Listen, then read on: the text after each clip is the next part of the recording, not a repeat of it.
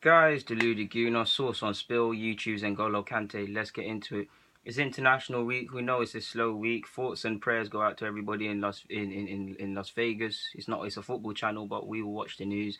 And in Puerto Rico and several other places, man. Thoughts with you at this time. Very disillusioned with society at the moment, man. But yeah, well, it does. This subject does go into society, but I came across Liverpool. I actually watched it, Liverpool versus Spartak Moscow, and there was a lot of decent players both for Liverpool and Spartak Moscow. Liverpool lost, I believe.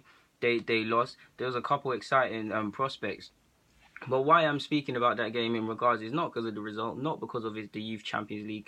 It was marred by racial incidences. What I mean by that is a substitute for Liverpool entered the fray. Bobby, I cannot say his last name, but former PSV man. He's an exciting player and a decent prospect. He hasn't had a look in, almost going off target there, and off task.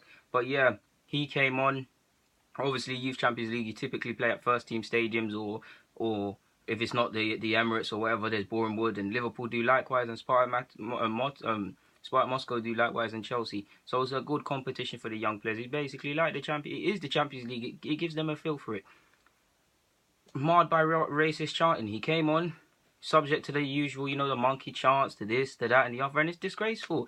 Yes, first team football is one thing, but these lot are kids. This is a very, I don't want to say behind closed doors because you still go to games, but it's a very small atmosphere. Small because you see Dortmund support like crazy, but small atmosphere. These players are, I don't want to say they're nobodies, but they're still learning their craft. They're very much unknown, and to come on and be subject to all of them things is disgraceful. Even when you consider that this is the very country that's going to be hosting the World Cup. Now, we don't know why Russia got it. I mean, I really fear for all black players and players of colour in different cultures. I really fear for it. Because if they'll go this ham on a youth player with no first team appearances and things like that, imagine what they'll do to Neymar. Imagine what they'll do to France. So you've got a lot of black players. Brazil, obviously. The England players. Last time I checked, there was a lot of black players in that side too. The African nations that will be going there. The African, not even just the players, because they're relatively safe, because security and they're very close knit. What about the everyday football fans from all over the world? Who is going to save them when they're walking home and whatnot? Even then, you consider Russia.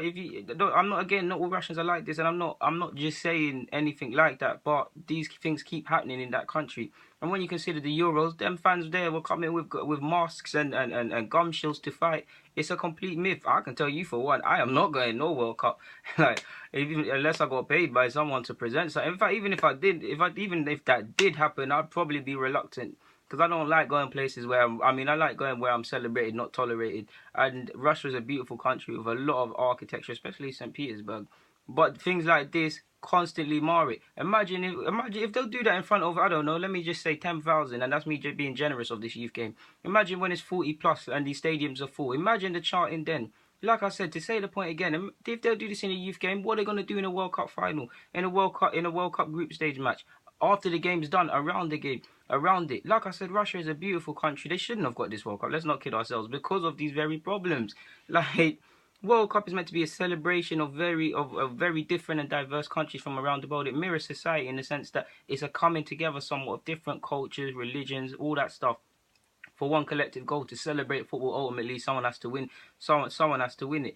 Like, it's I mean, I'm lost for words because I keep bringing out videos like this. And if you are black or with anyone with any conscience, it's a kick in the teeth. You constantly see these things. You even see it happen at Rotherham the other day. Sky Sports didn't report that. You're seeing it time and time again. You're seeing the Aluko stuff. You're seeing the Lukaku things as well and the stereotypes. You're seeing how Sterling gets treated. I mean, nothing's going to change unless something dramatic happens. I mean, as you'd expect.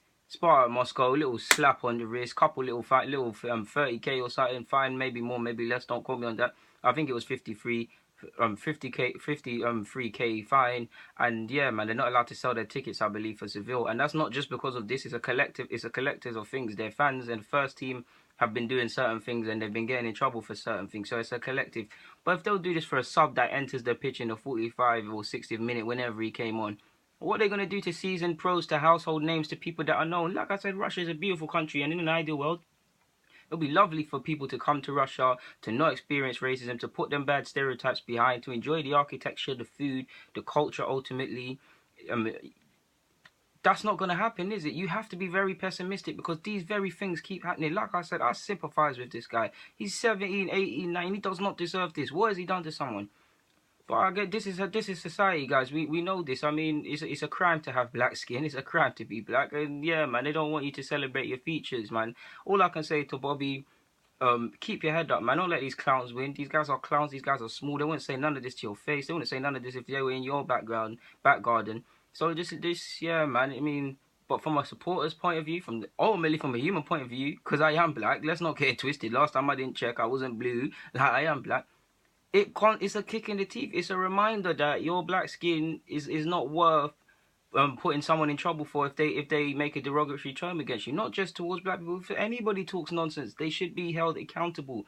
What is a 53k fine to a club like Moscow? Yes, they're not the richest. Yes, they're not in the biggest league. Yes, they don't have the biggest squads.